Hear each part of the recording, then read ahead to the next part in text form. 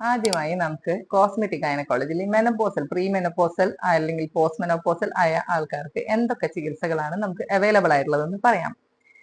എന്തൊക്കെ പ്രോബ്ലംസ് ആണ് യഥാർത്ഥത്തിൽ ഈ മാസക്കുളി നിൽക്കാറായ ആൾക്കാർക്ക് ഉണ്ടാവുന്നത്? കൂടുതൽ പേർക്കും വജേനയിൽ ചൊറിച്ചില്, ഡ്രൈനെസ്, അതുപോലെ ബന്ധപ്പെടുമ്പോഴുള്ള വേദന, അതുകൂടാതെ ഏറ്റവും കൂടുതലായിട്ട് പ്രശ്നം പറയുന്നത് തുമ്മുമ്പോഴും ചുമയ്ക്കുമ്പോഴും ഒക്കെ മൂത്രം പോവുക, അറിയാതെ മൂത്രം പോവുക, മൂത്രം ഹോൾഡ് ചെയ്യാൻ പറ്റാതിരിക്കുക, ഇതൊക്കെയാണ് അവരുടെ പ്രധാന പ്രശ്നങ്ങൾ. ഇത് എന്തുകൊണ്ടാണ് സംഭവിക്കുന്നത് വെച്ചിട്ടുണ്ടെങ്കിൽ മാസക്കുടി നിൽക്കാറാവുമ്പോൾ നമ്മുടെ ബോഡിയിലുള്ള ഹോർമോൺസിന്റെ ലെവൽസ് കുറയും.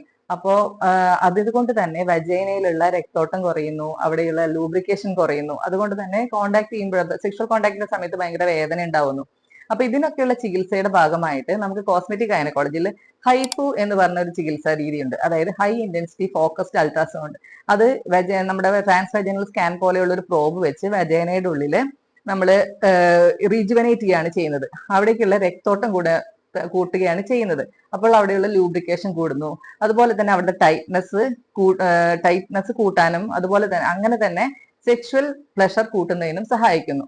രണ്ടാമത്തെ കാര്യം എന്ന് പറഞ്ഞാൽ ഈ ഏജ് കൂടുമ്പോൾ നമ്മളുടെ മസിൽസ്, കൊളാജൻസ് എല്ലാം ലൂസ് ആവും. അതിന്റെ ഭാഗമായി നമ്മളെ ബ്ലാഡറിനെ സപ്പോർട്ട് ചെയ്യുന്ന മസിൽസ് ലാക്സ് ആവുന്നതിന്റെ ഭാഗമായി യൂറിനറി ബ്ലാഡർ താഴേക്ക് വരികയും അതോടുകൂടി തുമ്മുമ്പോഴും ചുമയ്ക്കുമ്പോഴും മൂത്രം പോവുകയൊക്കെ ചെയ്യുന്നു. അപ്പോൾ ഈ ഹൈഫം ചെയർ, ഇതാണ് ഹൈഫം ചെയർ എന്ന് പറയുന്നത്. High intensity focused electro magnetic chair ആണ് ഇത് പറയുന്നത്. അപ്പൊ ഈ മാഗ്നറ്റിക് റേസ് വന്നിട്ട് താഴത്തെ മസിൽസ് ടൈറ്റ് ആക്കും. അത് ഒരു 20 മിനിറ്റ്സ് ഈ ചെയറിൽ ഇരുന്ന് കഴിഞ്ഞാൽ ഒരു 11,200 ടൈംസ് അവിടെ കൺട്രാക്ഷൻ ആണ് അവിടെ കിട്ടുന്നത്. അതായത് നമ്മൾ എക്സർസൈസ് ഒക്കെ ചെയ്യുമ്പോൾ നമ്മുടെ കയ്യിലും കാലിലും ഒക്കെ ശക്തി വെക്കുന്നത് പോലെ തന്നെ യോനി ഭാഗത്തെ മസിൽസ് കീഗൽസ് എക്സർസൈസ് വഴി ടൈറ്റ് ആക്കുന്നതിന് പകരം എന്ന് പറയാൻ പറ്റില്ല. അത് കീഗൽസ് എക്സർസൈസ് ചെയ്യുമ്പോൾ നമുക്ക് ഒരു ഡെയിലി ഒരു 3-4 പ്രാവശ്യം ഒക്കെ ചെയ്യുക എന്നുള്ളതിന് പകരം ഇതിലൊരു 20 മിനിറ്റ്സ് ഇതിൽ ഇരുന്ന് കഴിഞ്ഞു കഴിഞ്ഞാൽ 11,200 ടൈംസ് താഴത്തെ പെൽവിക് ഫ്ലോർ മസിൽസ് ടൈറ്റ് ആവും. അപ്പോൾ അവിടുത്തെ മസിൽസ് ടൈറ്റ് ആവുന്നതനുസരിച്ച് ഇറങ്ങി വന്ന ബ്ലാഡർ മുകളിലേക്ക് കയറി പോവുകയും അങ്ങനെ തന്നെ മൂത്രം ഒഴിക്കുമ്പോൾ ഈ തുമ്മുമ്പോഴും ചുമയ്ക്കുമ്പോഴും മൂത്രം അറിയാതെ വാർന്നു പോകുന്നതിന് തടയുന്നതിനും സഹായിക്കുന്നതാണ്. മൂന്നാമത്തെ കാര്യം എന്ന് പറഞ്ഞാൽ സെക്ഷൽ പ്ലഷർ. ഈ താഴത്തെ മസിൽസ് ടൈറ്റ് ആവുന്നതോടുകൂടി പാർട്ട്ണറിനും ഈ പറയുന്ന കൺസേൺഡ് ലേഡിക്കും കിട്ടുന്ന ആ ഒരു ബുദ്ധിമുട്ട്, ലാക്സിറ്റി ഓഫ് വെജൈന കുറയ്ക്കുന്നതിനായിട്ട് സഹായിക്കുന്നുണ്ട്.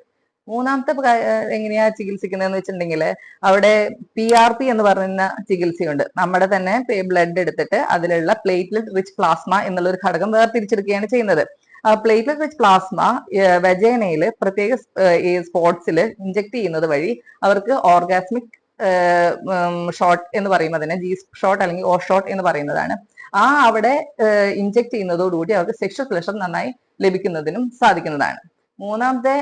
അടുത്തതായി എന്ന് പറഞ്ഞിട്ടുണ്ടെങ്കിൽ ലേബിയ മജോറ മൈനോറ എന്ന് പറയുന്ന ആ രണ്ട് ഭാഗത്തുള്ള തൊലികൾ ലാക്സ് ആവുന്നു. അവിടെ ഫാറ്റ് കുറയുന്നത് കൊണ്ട് ലാക്സ് ആവുന്നത് കൊണ്ട് ഓപ്പൺ ആയിരിക്കും എപ്പോഴും. ഈ പോസ്റ്റ് മെനോപോസൽ ലേഡീസിന്റെ വജൈന എപ്പോഴും ഓപ്പൺ ആയിട്ട് ഇരിക്കുകയായിരിക്കും. അതുകൊണ്ട് തന്നെ അത് ഡ്രൈനെസ് കൂടുതലായിരിക്കും. നമ്മൾ പില്ലേഴ്സ് പോലുള്ള ട്രീറ്റ്മെന്റ് രണ്ട് ലേബിയ മജോറയിലും കൊടുക്കുമ്പോൾ അത് കുറച്ചും കൂടി പ്ലംബി ആവുകയും ക്ലോസ് ആയിട്ട് ഇരിക്കുകയും ചെയ്യുന്നത് കൊണ്ട് തന്നെ അത് അട്രോഫി ആവുന്നത് കുറയും. അപ്പോൾ ഡ്രൈനെസ് കുറയും, അങ്ങനെ ഇച്ചിങ് കുറയ്ക്കാനായിട്ടും സാധിക്കുന്നതാണ്.